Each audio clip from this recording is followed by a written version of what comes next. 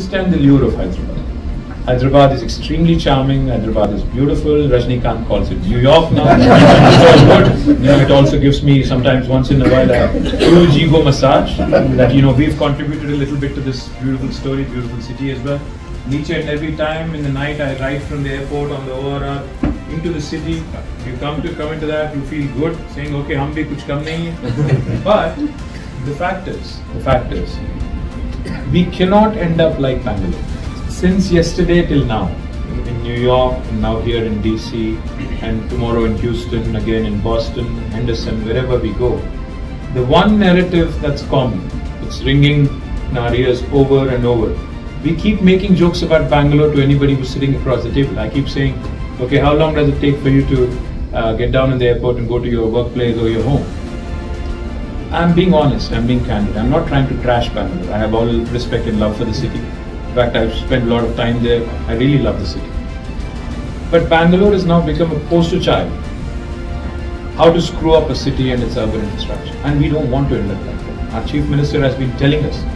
He's been guiding us. He's been saying, you would end up exactly like them. He says, I'm worried each and every time you go somewhere and make these big announcements. A 7,000-seater, 3,000-seater, such large companies coming in, etc., etc.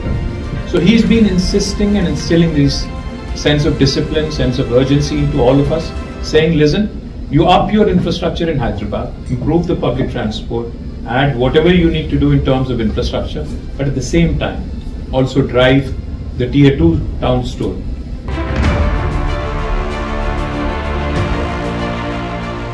Exchanging MOUs and keeping a picture will be meaningless unless it translates into action. We've seen enough of those summits in Gujarat and elsewhere where lakhs of crores of rupees are announced. But how much of it actually materializes? Nobody knows.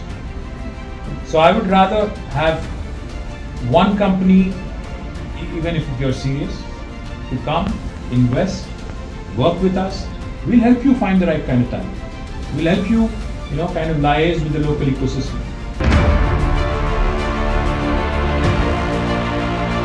Please don't sign an MOU for the sake of it, for a photo op. Please don't do it. It will be a huge insult to you and me. Don't do that. If you're not serious, don't do it. Because only if you're serious, only if you're actually having that in your heart to give something back to your hometown or to your homeland, please do. Otherwise, don't. And the last thing I'll tell you, I get this question all the time.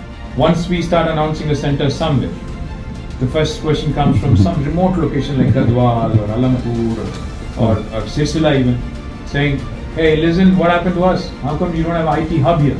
How come you don't have IT center here? The day is not far, guys, when India will also have high-speed rail connectivity, trains running at 200, 250 kilometers per hour. Once that happens, you will be able to get onto a train in Adilabad and be in Hyderabad in 45 minutes and vice versa. Likewise, Kottagudem will be probably an hour. Then it will become a toss-up between speed and time, distance and time value. So just like how you guys live in Virginia and work in DC, the day is not far when even in India somebody could be living in Hyderabad because their children want better schools, etc., etc. But the company could be in Adilabad. The day is not far when you could be living in Hyderabad and working in Alampur. The day is not far. Please deliver on the promise and let's make Telangana a model state. We are already a model state in a number of counts. Let's make Telangana a model state for decentralized technology growth in the smaller towns, in the medium-sized towns, and of course, Hyderabad, I think, is now into an orbit of its own. Even if there is a minister or no minister, no government, whatever, it is an orbit of its own. Jai Telangana, Jai Hind.